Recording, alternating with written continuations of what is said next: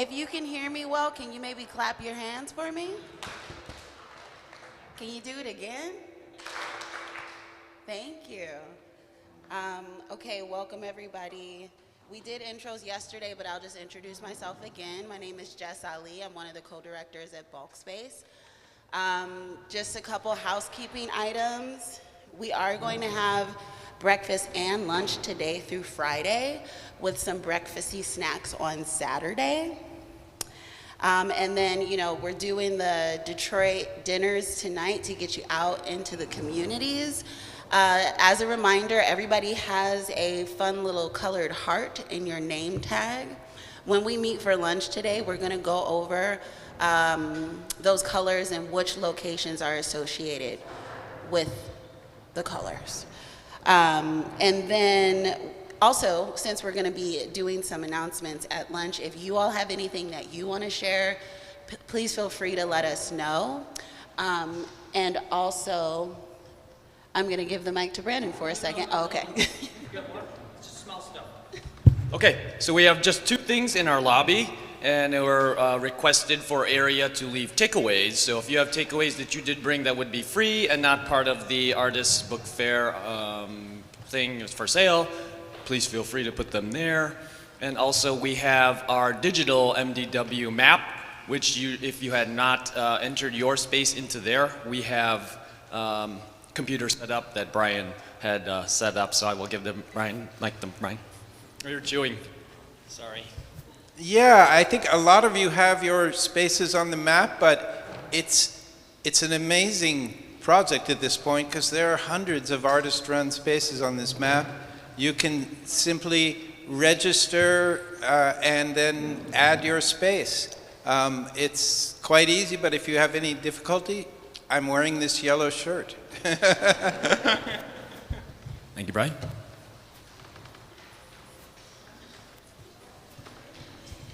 Thank you, Brian. Thank you, Brandon. Did I lose my train of thought? I did. Okay. Oh, and I dropped my piece of paper. Hold on. Okay. Where was I at? Okay.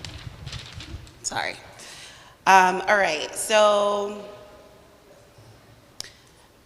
announcements at lunch. If you have anything you want us to share, let us know.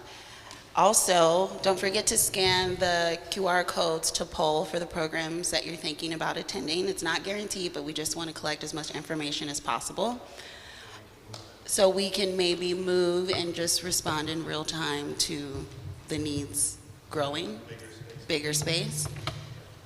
Anything anybody else wants to add as I make these announcements? It's all good. Okay, and then we are trying to get closed captioning. We're thinking that there could be some difficulties around time zones. The folks that we're working with are in Minneapolis. Just want to let you know that we are trying, but they are not available at this very moment in time. But we try. Okay, I think that's about it. Again, unless anybody has anything else they would like to add. Yes, Rebecca. How do we know what room is happening? What's happening where? How do we know that for the sessions? Nick? I need to explain it. Okay. So in your book, it'll say a room number. And you can find that via the map, or all the rooms have numbers on them. But what Jess was talking about with the polling and the QR code, we know that some things might be very popular and they might not have a room big enough for them. So your polling helps us say, okay, actually the kite making workshop needs to happen in the main space because there's so many people who want to do it. So that's why we're asking you to do that. And so that might mean that it's not actually happening where it says it is in the booklet, but there should be a sign where it was going to happen, and we'll also announce it at lunch. Does that make sense? Okay. That's not confusing at all. Okay. All right. Well, without further ado, I'm going to introduce these wonderful folks you see sitting in front of you. Wayne Curtis and Myrtle, is that right? Yes. Oh, yeah, just like the beach. Okay, Wayne Curtis and Myrtle Thompson Curtis, Baba Wayne and Mama Myrtle, are co-founders of Freedom Growers in Detroit. And a powerful example of how agriculture can be used as a tool for healing, empowerment, and self-determination. Freedom Growers is a community group and resource committed to growing community relationships through the cultivation of food, hearts, and minds. Their journey into farming was rooted in a desire to reconnect with land, culture, and community. Through Freedom Growers, they have helped transform urban spaces into thriving farms that produce culturally meaningful food while creating opportunities for education, employment, and community growth. Their work goes far beyond growing crops. FFG is helping restore knowledge that connects people to the land, teaching others how to grow their own food, build soil, and reclaim independence through agriculture. Their leadership continues to inspire a new generation of growers who see farming as a pathway to freedom, wellness, and economic empowerment. Their impact reminds us that when we grow food, we also grow stronger communities, deeper roots, and a more sustainable future. Thanks for being here.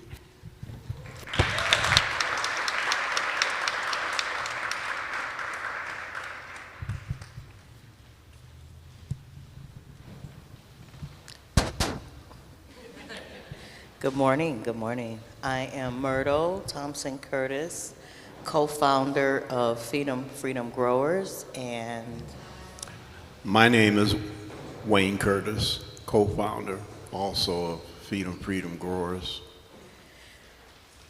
I'm gonna just tell you a little bit about myself and my journey to this point. I am a lifelong Detroiter. My grandmother was from the South. I was educated in the Detroit public school system. I have a background in food service, cooking in kitchens, from the front of the house to the back of the house. My favorite part was the back of the house. I really enjoyed making sauces, using fresh ingredients. And when I started on this journey to become a grower in an urban space, as I was phasing out of working in industrial kitchens, I asked the chef what was the greatest or the best piece of advice he could give me. And he said, always use fresh ingredients. And so this really fits with the work that I do now. And so I'll let Wayne, I am a mother. I am a grandmother of many. I love it. I have a lot of community children and grandchildren as well. So I'll let Wayne tell you a little bit about himself. Hello, everybody. First thing I'm going to say is all power to the people. All power to the people. I'm not a cook. I drive Myrtle crazy whenever I'm in the kitchen.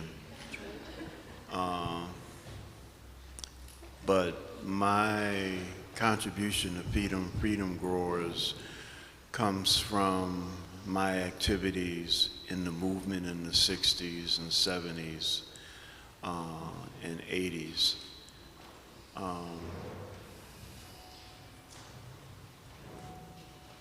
Which we were cultural transformationists, or what some people would prefer to say revolutionaries. I was a member for a short time of the Black Panther Party and the National Committee to Combat Fascism. When I got home from my, what I like to call kidnapping in the armed services, my political education first came from my parents, who educated me about Martin Luther King, Malcolm X. But my primary political education came from the people in Vietnam, which got me in trouble. because I became a VC sympathizer, and I stayed in trouble with the authorities in the armed forces. After I left Vietnam, I immediately joined the Black Panther Party. And my heart was full of hate for white people. And I learned and was taught and realized that it's politically and economically the forces that I was angry at. And like Shay Shavara said, it's all about love. All right. And building community. Let's, we want to take a minute and just do a grounding with a poem. One of Wayne's favorite books, so I'm going to let him ground us as we hear. We've heard a little bit of our backgrounds. You just give us a minute. Okay, my poem that I'm going to read is called Revolutionary Suicide by Huey P. Newton, and it's from the book Insights in Poetry by Huey P. Newton and Erica Huggins. Revolutionary suicide. By having no family, I inherit the family of humanity. By having no possessions, I have possessed all. By rejecting the love of one, I received the love of all. By surrendering my life to the revolution, I found eternal life. Revolutionary suicide.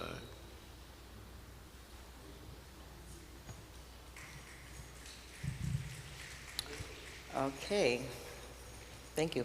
I can read another one. Is that okay? He reads another one? This one is called Ego. One day, I suddenly realized I had forgotten name, age, sex, address, race. I found myself. And all of these poems and insights by Huey and Erica have to deal with creating a new community environment which would require new relationships and withdrawing from the old ones that we pick up from the capitalist system, particularly competition, individualism, etc. And we take control of our own lives.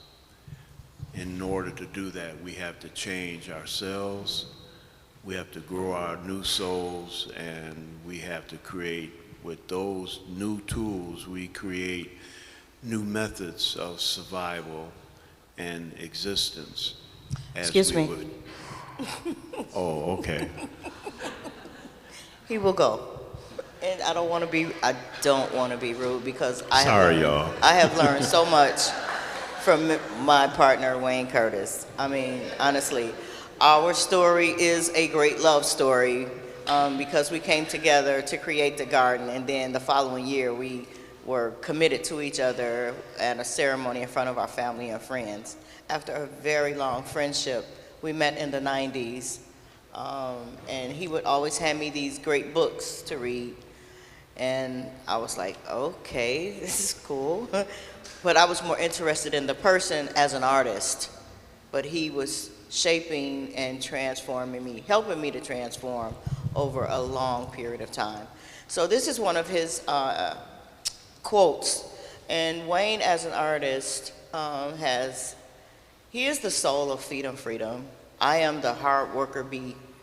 And his vision and my vision had to come together. So this is from his I See Black Apple Pie collection of art that is housed at Freedom Growers Culture Hub. So he's going to read the.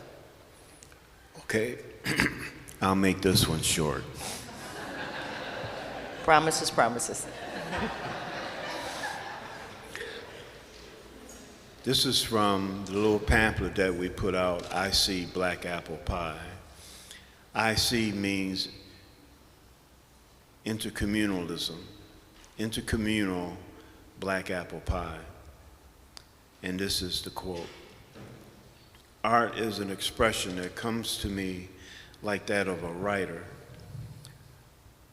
who uses words to describe and raise consciousness and values and mores of the culture. The emergence of the American culture is a blending of many struggles. Many cultures. Many struggles that have engulfed this people. Okay, sorry about that. All right. So what we're going to do is we're going to walk you through some slides. I am not a slideshow maker, so bear with us. And we're going to talk about some of the slides and how we, over the time, it's a timeline, but it's not a linear timeline. Like, we're all over the place doing different things, but we're going to go from the inception of Freedom Growers in 2009. So we are committed to growing community relationships through the cultivation of food, arts, and minds. Our tagline is Grow a community, grow a garden, grow a community. And this image right here is one of our very first logos created by Wayne Curtis. And so there's a little bit, the name, if you can see at the top, it's Freedom with the vine going through where the R should have been. And the bottom is a mirror image, a reflection, and says freedom. And so as he came up off the table after looking out the window at the garden, we looked at it, and he said, oh, I made a mistake. The R is missing. It says Freedom Growers. And what happened? I panicked. And I panicked because doing lettering is so hard. So I had to figure out a way. I guess as an artist, there's no such thing as mistakes, so I kept that in my mind. And it helped cultivate the development of the logo, Freedom. It was supposed I was going to put a sun behind freedom, and the reflection would be freedom. And that's how I came up with the logo of Freedom Growers. And so we were going to meetings regularly at the James and Grace Lee Boggs Center, and Grace just loved it, and we loved it, and so that's how we became Freedom Growers. Our vision is our collective liberation. We're working hard, and we're working towards a world where Detroiters thrive and reclaim our humanity by living safer, healthier, and more sustainable, more connected lives made possible by the food, ecologies, culture, and relationships that we cultivate. These are our values. We believe another way is possible. We believe in self-determination. We believe in collaboration, collectivism, and mutual aid. We value sustainability, both organizationally and ecologically. We uplift culture as an engine of transformation. We believe in the importance of continued study and critical thought and dialogue alongside action. We are a praxis site today of the James and Grace Lee Boggs Center. Our mission, Freedom Growers, we nourish ourselves and other marginalized Detroiters in our relationships with each other and the environment. Through gardening, stewarding land and water, providing mutual aid, encouraging art making, and hosting critical conversations, we grow and share political power, social consciousness, healthy food, and a culture of collectivism and interdependence. Art in the Garden, one of our programs, Hallmark programs, Art in the Garden. And so the Feed 'em Freedom Growers is a combination of my love and skill for cooking and his art and consciousness raising work. And so Art in the Garden came about as Wayne would take crayons and pencils and papers in the garden, and the children in the neighborhood would flock. And so it became one of the programs that was funded. So we work primarily with adolescent youth, promoting garden awareness, such as composting, growing food, and we do that through a series of art projects. This photo you're looking at is a young man, Adrian, in a black shirt with the red collar. He came to us at 11 years old, and today Adrian is 25 years old with a daughter, and he is still very much active with Feed 'em Freedom Growers, more so now after going through his own realizations. That's Adrian? That's Adrian. And just to be influential over a young person, because he was there helping me do a workshop on marigolds. How do you harvest the seeds? What kind of pests do they control? Just being really creative and collecting the seeds, making the packets.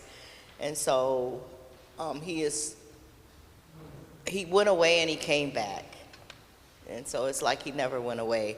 And he is active in all phases of movement work.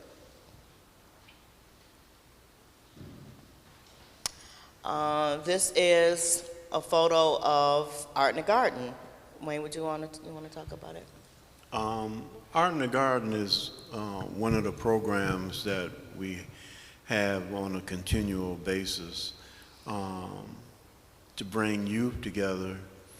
But in order for the program to function and get people to come to the program, you have to go door to door.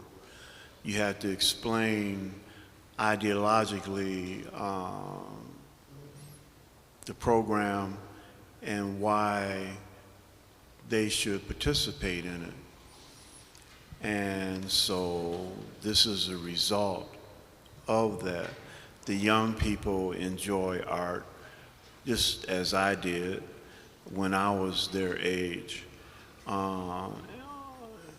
But the most important thing is that the whole community and family participate in the program. And that was one of the things we discussed early on. So from 2009, 2010, 2011, and 12, we were figuring out the best way to have an impact in our community, being good neighbors, good stewards of the land, and being committed to being there, because it's not easy work. It's not easy work knocking on doors. It's not even easy work going up on people's porches. Some of the porches were a little rickety, but, you know, and then having these cold conversations with folks about what we were doing and how we wanted to impact not just them, but not just their children, but them as well. Because you can give the information to a child and they go home and they're taking it to mom and dad. Mom was like, yeah, okay, I'm busy. I'm doing this, that, and the third. So we would always make a space to invite families into our work. Cooking fresh and living fresh. That's part of FFG's programming, and it's not active like it was, but it included educational workshops pertaining to the food that we were growing. As part of our nutritional education classes, because we were trying to research impact on what does growing food in our urban spaces, what impact does it have on diabetes, juvenile diabetes, and obesity. So we educate the youth and their families on the nutritional values of fresh foods, how each season impacts food item nutrition, and how to creatively prepare food to make it fun and taste good. And so we had a really strong person that did a lot of the background information about what foods you needed to impact this part of your body or your system. And so they are no longer with us. They are our ancestor, and I want to say ashe to that. But now with our programming, there is a nutritious meal served, and I try to source locally, I try to source from the garden, and I try to use organic whenever possible. And we've gotten so far into sustainable practices that we don't like to use plastic, so we use plates and forks, and sometimes it's a real challenge to help folks to understand that we're doing these things so we could be around and not contributing to the mess that we find ourselves in with these wasteful systems. So that was a lot of 2009. Oh. You talk a lot. I get it from you. Talking about me. But anyway, what you see here is our very first sign that we created in 2009, and Wayne has always been our sign maker. So that was a found piece of board and some paint that he had on hand, and he made the Manistee Street Community Garden, grow a community. All this is from him. And what you see on the next picture is those little bricks around we were anxious to start growing. So we were waiting for these boards to come to make a raised bed. They never made it to us. And so Wayne had a relationship with Brother William, and Brother William brought us a cart full of bricks. And we made raised beds, and so I just thought that picture was appropriate.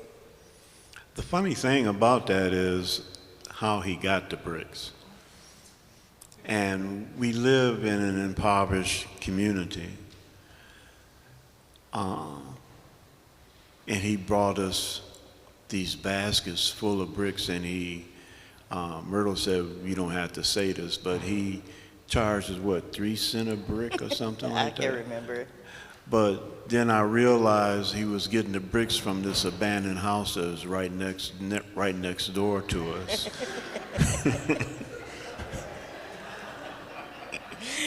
Brother William had to get his hustle on. Detroit hustles harder. And so as we were the Manistee Street Community Garden, the people who became part of the Manistee Street Community Garden were going off and doing great things. And so we needed to take a label with us, and so we became the Feed 'em Freedom Growers. And another pivotal moment for us was 2010, the U.S. Social Forum. Anybody familiar with the U.S. Social Forum?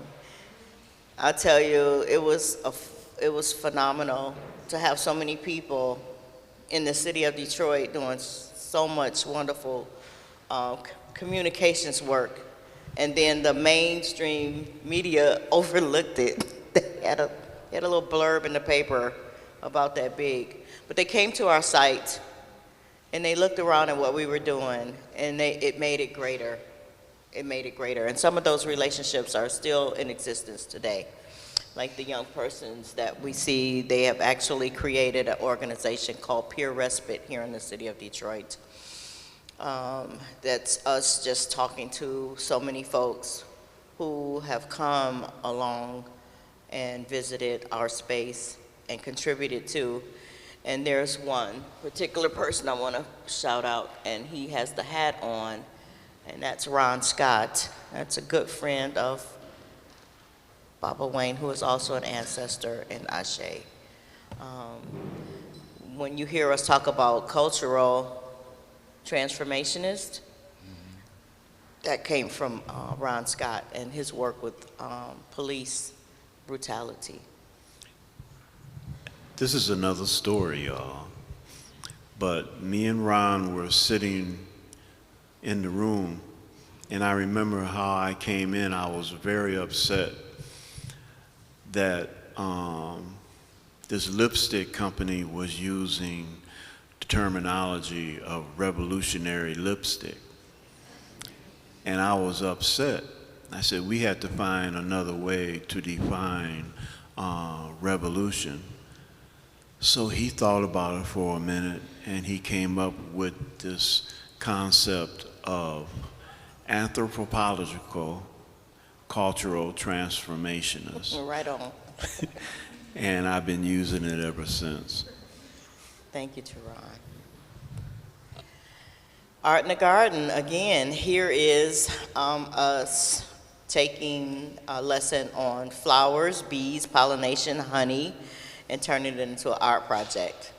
I think Wayne stayed up all night creating this board, which you could poke your whole face through the holes, and so the kids could take pictures, and they learned to name all the parts of the flower, and there's one with the bee suit on getting a feel for what it's like, because Wayne actually took a course in beekeeping, and he was our beekeeper for a number of years. And so he learned, he took it, even though he was the political soul of Feed a Freedom Grower, he took his role as a grower very serious, and a steward of the land very serious. And so we have a few more pictures. Oh, I thought there was more other pictures, but. So this is a way that we communicated in our community about the work that we were doing. Oh, and if you look, the logo has changed again. So that was another one from Baba Wayne Curtis, Feed 'em Freedom Growers. We created the Inter-Agricultural News Service, and it was our newsletter. And so we printed these, and if folks came by, they got a newsletter. And there was a work we would write together, and then they were contributions from other folks who are participating in the garden work.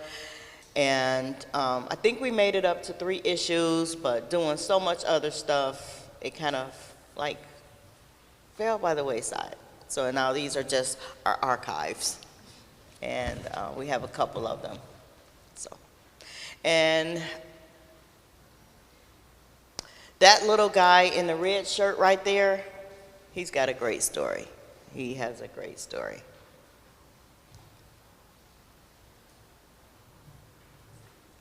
He is a key person in our youth enrichment program as it emerges through the work that we have been doing. You want to say something? No, go ahead. You're doing good. All right. So this is part of the Youth Enrichment Program's art program. They created a mural, and I think this is really nice. It's one of my favorites. But because it was just a temporary project, we didn't care for it. But Wayne, you can walk us through the process of how this came to be. We walked through the neighborhood, and I gave examples of how the system utilizes art to promote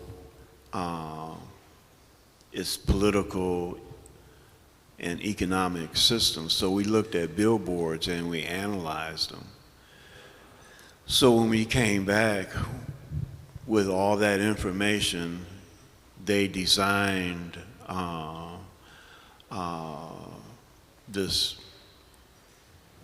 poster or sign, and we picked from different drawings, and we finally picked this one, and they made up the colors. And I was getting ready to paint the hair brown or black, and one of the young sisters said, "No, we want red hair." And I said, "Red?" She said, "Yeah." And that's how she got her red hair.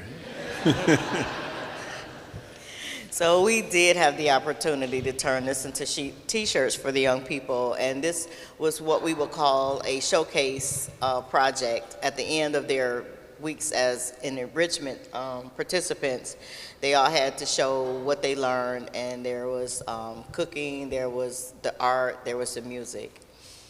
And so these are just pictures of us at different moments. This is one of our very first youth enrichment programs up at the top.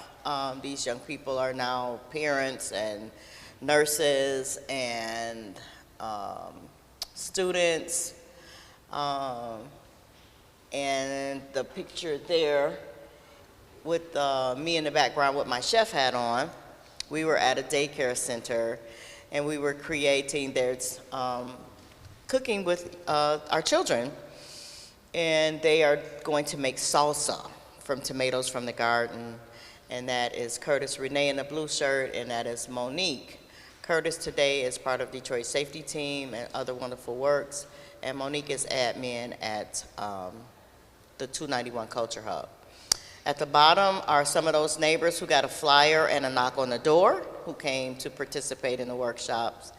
And the t-shirt where you see soul food was working with young people, and Baba Wayne helped them to make stamps out of sweet potatoes and potatoes and pressed them onto the shirt, and so they all got to take home decorated shirts as we created art and had a good meal and had a lesson at the same time.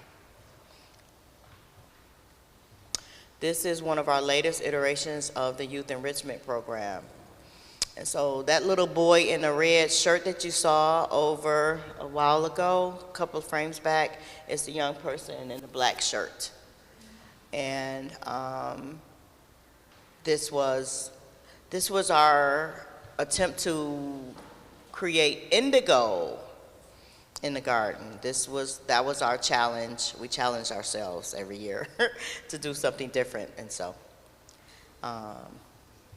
we get our young people from the neighborhood, we get our young people, we try to stay within our neighborhood and make it easy for them to get there, but because of social media and things like that, today it's a little harder. It's a little harder to attract young people.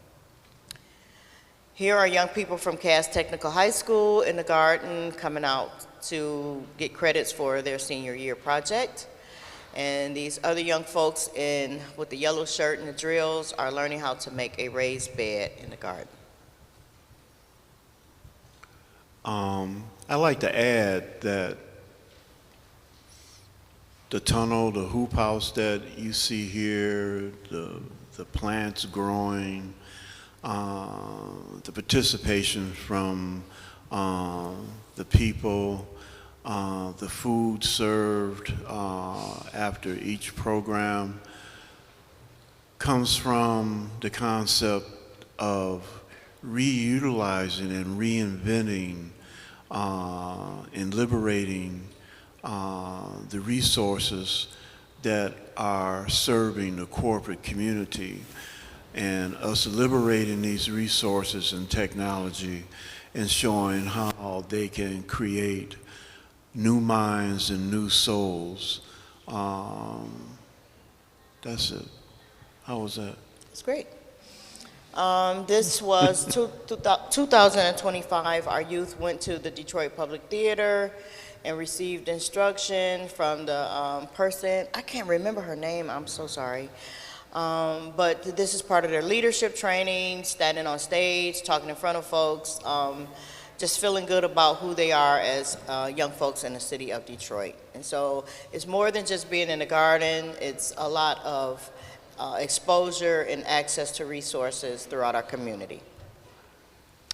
The picture on my right here is a mural that Baba Wayne created for our friends at Sanctuary Farms. And these youth are creating out of clay flowers. So we picked flowers, a different variety of flowers, and they were tasked with making, this is busy work. They were tasked with recreating these flowers out of modeling clay. So, is there anything? Yeah, the mural that we doing here was done on a storage container. I spent hours and hours trying to think up what to put on it. And that wasn't hard. The challenge was how to color it, because it was a community operation. Uh, and so we numbered each part of the mural, and each number, it was a number painting, and it turned out really good. Yep, it's actually on Lakeview and Mac at Sanctuary Farms. This is a picture of me with a young person creating probably a salad or a stir fry in the garden. And we did most of our programming in the garden unless we used the local church or a community space that was available to us. Everything happened in the garden. I mean, everything. And through all of that, the Emory Douglas, the Art in the Gardens tended to get smaller, but the Emory Douglas Family Arts Program emerges. And could you tell us a little bit about Emory Douglas, please? How many of you know Emory Douglas? Wow, a lot of people. But Emory Douglas was Minister of Culture of the Black Panther Party. Just like we have our newsletter, we had the Black Panther Intercommunal News Service. His artwork appeared on the back of each issue of the paper. The paper was an easy read, and the art was interpreted phenomena, revolutionary activities and reactionary activities throughout the world. One of our sayings in the Black Panther Party was survival pending revolution. And so the paper helped us define phenomena and make it act in a desired manner. And so we advertise the programs and the activities throughout the world of other revolutionary organizations. Thank you. How was that? That's great. Okay. So here's a flyer for a youth showcase that was going to happen over the course of time. The young people would come into the garden and they created pieces of work. They would come with their families, which was really great. And I just want to point out the young man that's behind the easel is Mr. Ryan Bridgman, and he is now a student. He just graduated high school and is a student at CCS with a scholarship. And the young man, again, was that little boy in the red shirt. That's Timothy, who is now a graduate of high school and off to U of M. So it's been a wonderful, wonderful time working with these young people. But Mr. Ryan Bridgman, I think y'all should look out. He's a wonderful artist. So we'll go on. Oh, one thing I want to say about the Emory Douglas Art Program. This was the first time these young kids came together and made money from their art. Yeah, it was a summer-long program, and we utilized Wayne State, some of the teachers and professors there, and we created an art show of all of their work. Was put on display at a community church called Community Hope? Hope Community. And they made money, and they were so excited. That was their encouragement. And at the end of the show, they got paid, and I noticed one of the students had a frown on his face. And I said, "What's wrong?" He said, "My mama took all my money."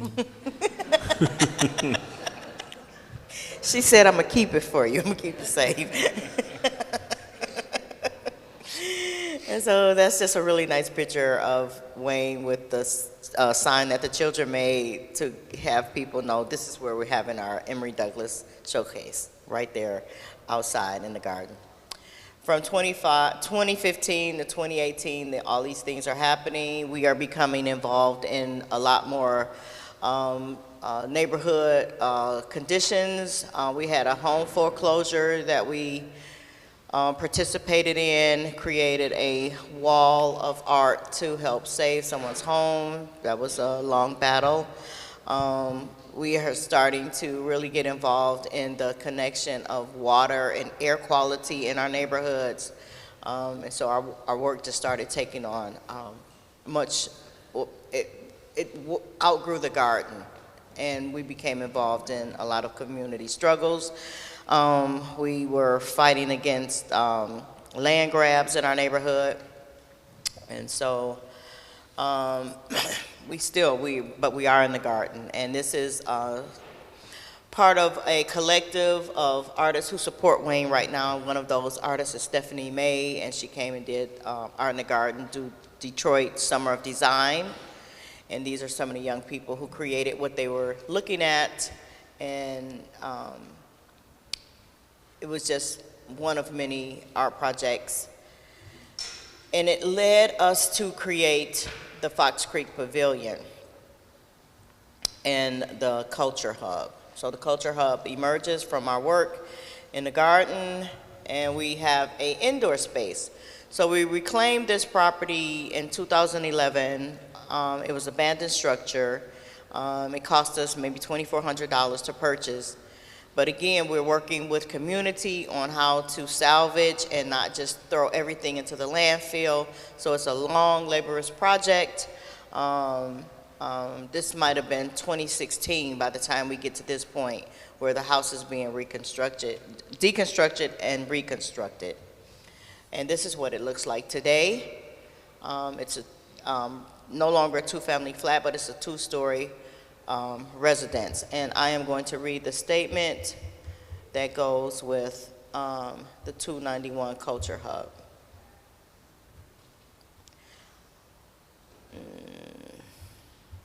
Our mission is to use this space as an apparatus for change and liberation. We are anti-patriarchy, anti-capitalist, abolitionist, and pro-black. We are a safe space for all marginalized people, black people, women and femmes, queer, uniquely abled, and youth and elders. The Culture Hub is a home to the IC Black Apple Pie Art Gallery and the People's Library, where we house mostly historical, political, educational, gardening, and other nonfiction works. We also have cookbooks there, some children's books, and records. The Culture Hub has a flex space that we use as a healing space and a music studio. We have residential space available. The Culture Hub can be utilized by community members, organizers, and neighbors. And that is the statement from Monique Thompson, who is the admin for 291 Culture Hub. This project came about because we needed an indoor space to house our programming.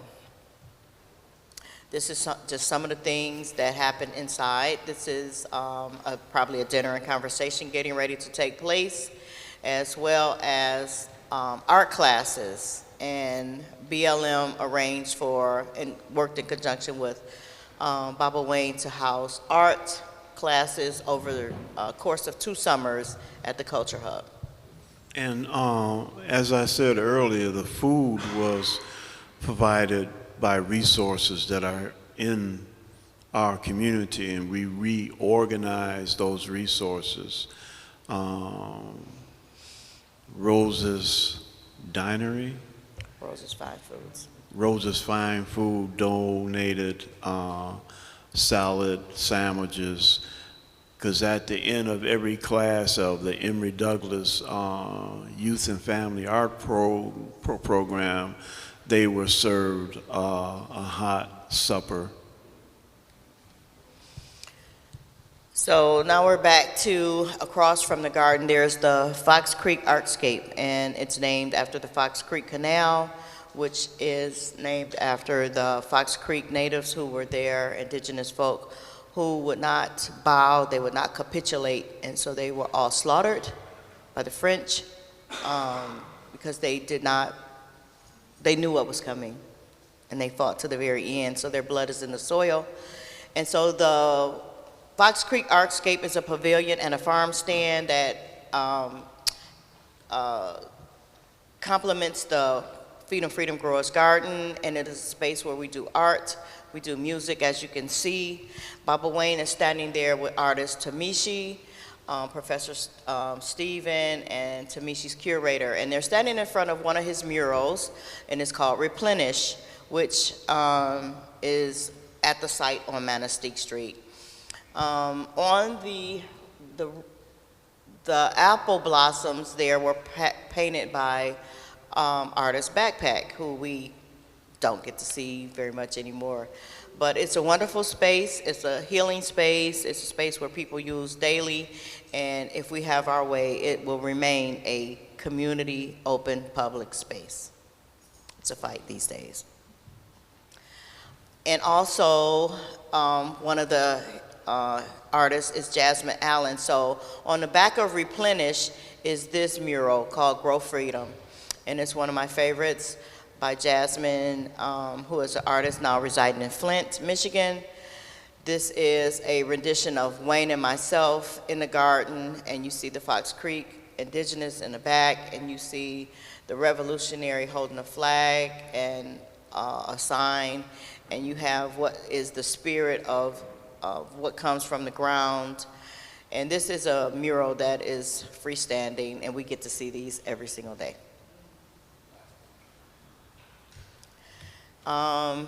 This is our latest sign. It is not created by Baba Wayne. It is a freestanding three-dimensional sign, or two-dimensional, created by Jasmine Allen and Ron Jacobs. It is under repair right now because for standing so many years, it was an experiment for them. They had never done this sign. We said we needed something, they created it, and so now if you are to come on Manistee, you will see the bottom half, but you won't see the Feed 'em Freedom part because it's under construction.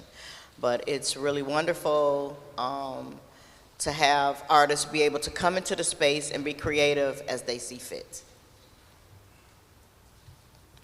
2020 to 2022, bleak. The flood, the COVID, it was hard. It was very tough during that period.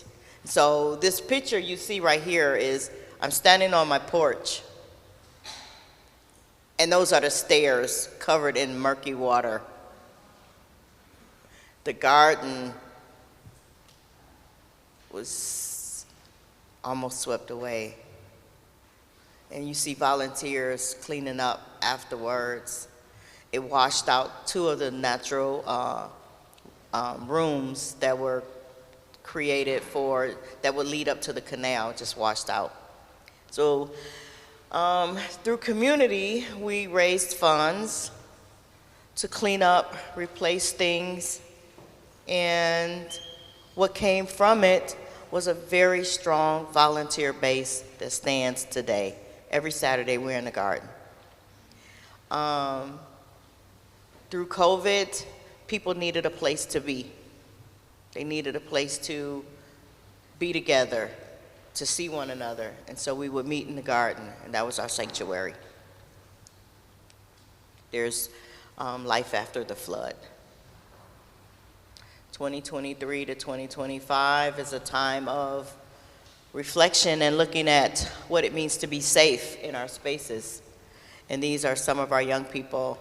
There's Corey, there's Timothy, there's Travis, and they're being interviewed because if you see their t-shirts, it's be seen, not watched, and that's our anti-surveillance program that comes from our youth in Detroit. So we have these green flashing lights that indicate to me, you are not in a safe space, but they're also a beacon for, it's a paid police program. And so our young people understand that they would rather be seen than watched. So that little boy in the red t-shirt, that's him in the middle. And there's Corey, who wrote a wonderful article and put it in Rebuild magazine, which comes out.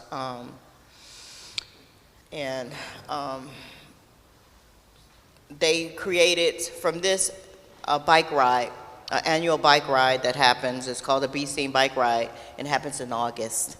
It'll be happening on the 14th of August this year. That's the back of the house. That's one of our dinner and conversations hospitality crew. Travis, Timothy, Kylie, Callie, Seti, Maddie, they serve the food, and these folks get to eat the food. So this is a group that came out to have critical conversation at the 291 Culture Hub. And if anybody can recognize, there's Norma Wong right there in the front over there. And a lot of wonderful people in that space. But this is just one of the many things that we do at the 291 Culture Hub, stemming from our work as Feed and Freedom growers. This is a de-escalation training for our young people that was being held at the Culture Hub. Curtis is in the background, and Aaron, and they designed this de-escalation training on the tail end of the so-called teen takeovers. I don't believe that our children should be labeled and criminalized. I think they need to be educated and trained to stand up and advocate for themselves. And they need safe spaces, and these third spaces are what we are creating for our young people. So there will be a data tech awareness event happening this Saturday at the 291 Culture Hub for our young people, ages 14 to 21. And we're gonna bring it on home. We do jam sessions at the Culture Hub. Afro Moon, or Sophia L., is our music coordinator. She does sound expression, sound baths at the site. One of those will be happening this Saturday at 11 o'clock. And this is Ethan, one of our newer members of Feed and Freedom Growers and a journalist who came to us, and as you can see, he's jamming. He's having a good time. There are members of the band playing, and these are folks who came out. We met new neighbors this day, and we have older neighbors who always show up. And we have Malcolm in the back who brought his horn. He heard it was a jam session, so that's what he came to do. We have a songbird in the back in the green shawl. Her name is Karen. She's also part of Pure Respite. She has a voice like a bird. This is Baba Wayne with some of our older members of Feed and Freedom Growers, Amy and John. And these are just wonderful. They're in the garden every Saturday, unless they're at John does set design, and Amy does photography and food service as well. If they're not doing that, they're in the garden on Saturdays. And so, would you, anything for you? No, just a reminder that as cultural transformationists, we are liberating the resources and showing examples of what can be done if we control our own destiny. Point one of the Black Panther Party platform and program is we want freedom. We want the power to determine our own destinies in our Black and oppressed communities. And that's what we're doing. We're utilizing the resources, the stolen resources, and we are recapturing them and utilizing them for our own needs after we discuss what is to be done with them, like the Zapatistas in Chiapas.